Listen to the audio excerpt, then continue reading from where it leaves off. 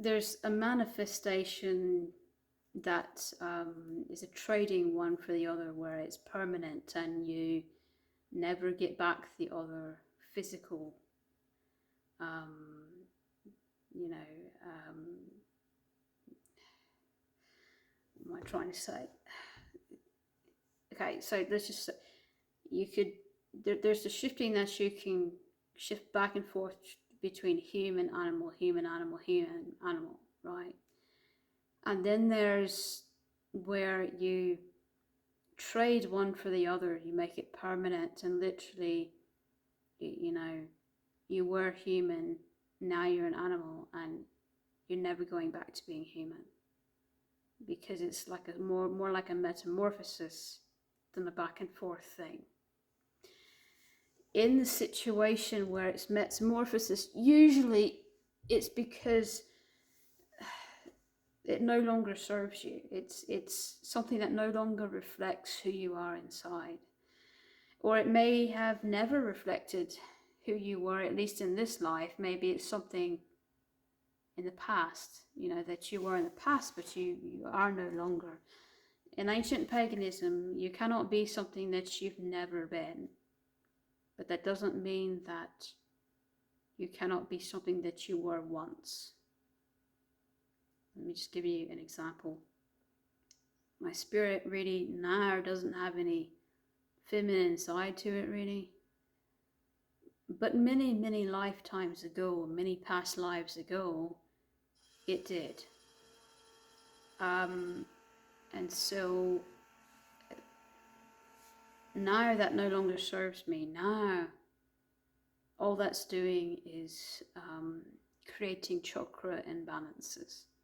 When I was born, I hate to say this because it's painful to say. I don't like talking about it because people make fun of me, but when I was born, I was initially said to be a boy and then later deemed a girl. That was due to shapeshifting. My instincts had kicked in. My spirit guides and guardians were telling me to do this as well. It was something that I had to do temporarily to protect myself. I don't know for sure. I mean, my parents did a lot of things that mean they were evil. They abused me. They did a lot of things physically to me. I don't know what they would have done. You know, I think part of why I was able to, I hate to say this, stay sort of intact, you know, was because when I shifted back into a girl, they couldn't do any kind of surgery or anything because they no longer saw anything. See what I'm saying?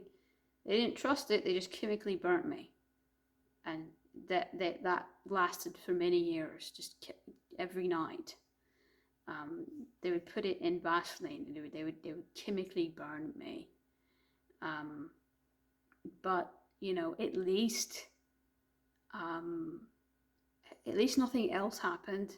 You know what I'm saying? And so I stayed feminine for too long. It started fucking up my chakras. It started affecting me physically, the way I felt physically. And only recently have I tried to reverse that. I should have done it a long, long, long time ago. And I'm still in the process of what I would call a metamorphosis, because it's a trading one for the other. The woman has died, and it's tainting, it's infecting the rest of my body. So you have to give up what no longer serves you, what is no longer alive in your spirit, so that you can be reborn into who you really are. So there's a shape-shifting process in that, but it goes at the pace of healing and mending. And if you were really strong in balance, you could do this in minutes, just like a regular shifting back and forth could. But many oftentimes the reason for metamorphosis is because there's some kind of imbalance in the chakras, and therefore it takes weeks, months, years to shift. Sometimes it has nothing to do with imbalance. In nature, it's just kind of a part of life, different stages of life. You know, caterpillar shifts into either a butterfly or a moth, and it never ever shifts back into a caterpillar again. You know, because it's different stages and accomplishments of life, and it has nothing really to do with chakra imbalance. So it really just depends. But I would say that for humans, if you're trading one for the other and you're completely losing one for the other, then typically I would say that that means that you know, it's something that is tainting the rest of you, that's died inside you, that is no longer you, and your goal is trying to get your body to reflect your spirit, to reflect your soul inside. Okay, so honestly, you know, I would say that even a lot of us that shift into animals, we might have the choice to shift back into human, but we don't. I mean, we just kind of make it permanent anyway. I was told by one of the tribes in the Native American tribes, one of the few that still believe, northwestern, one of those tribes that still believe in physical shape-shifting, that there was a really old legend of I cannot remember his name, but I think he was either a chief or something. It's some really important guy who towards the latter end of his life shape-shifted physically into an eagle and flew off and never came back. He just never came back to human, just and they never saw him again. He just flew away.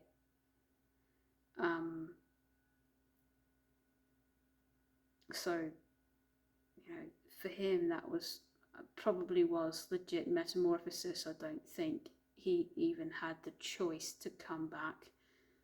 Maybe he did, but the way that they put the story is that he was no longer human, and that the way that they told it, it was like he didn't have a choice. So it makes me think that his was more about metamorphosis than anything else. You know, they say that they never saw him again, but I bet you he was watching. You know, bet you somebody saw him. I mean, you imagine how many times the story's gotten changed over the years, and how old that story is. It's probably thousands of years old. I don't know. Anyway, I was told it was very rare that, you know, even if you do have the choice, once you shift, you know, that you don't normally shift back, because whatever you need to do, usually your path, your purpose in life, whatever you need to do, it's not going to be as a human. You know, I guess was their logic. But I say this, with a fawn, that's not so. With something like a fawn, that's not always so. Fawns can shift completely into an animal or completely into a human. They don't just, you know, take the shape of what we would think is half human, half animal. They do that too, but they can shift 100% one way or the other as well. And, you know, they walk a path 1 foot in man, 1 foot in nature, you know. So a lot of times, you know, it's actually necessary to shift back and forth. It just depends on the individual. It depends on who you are and what your path is. I'd be honest with you, I do not really, I know that feminine to masculine thing, that's easy, but I don't know for sure about the human to animal. Like, am I going to have a sort of in-between period where I'm able to shift back and forth? Or the very moment I shift fully into an animal, am I just going to stay an animal always? I really don't know. I mean,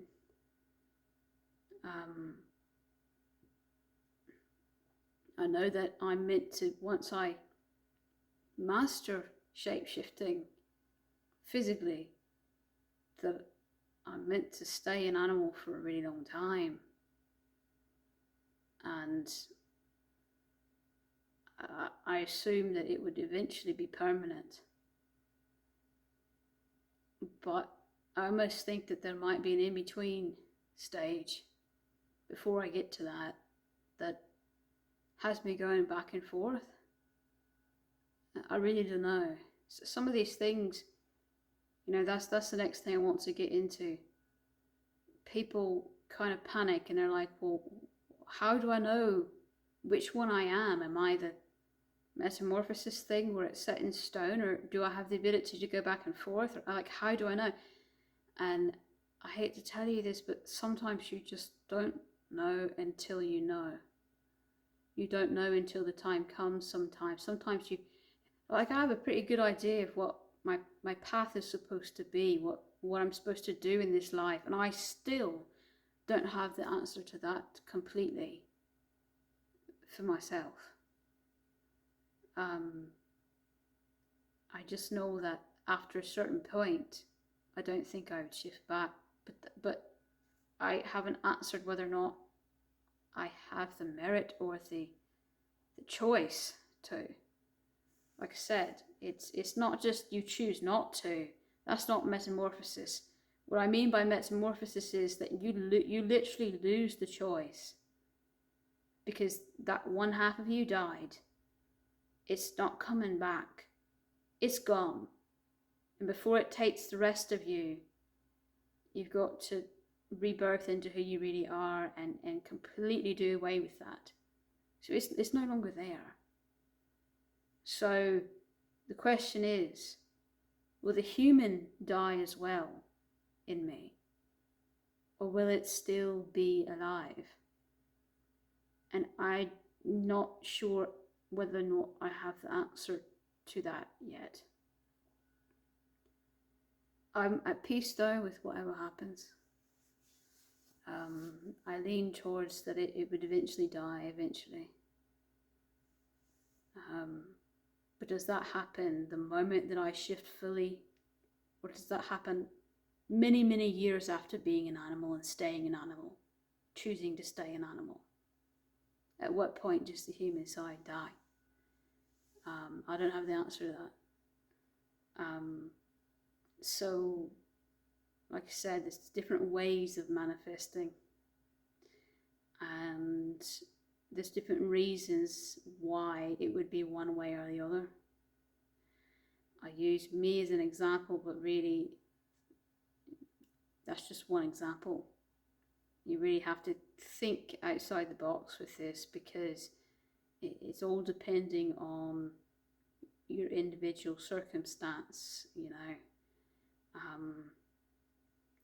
But I hope that helps.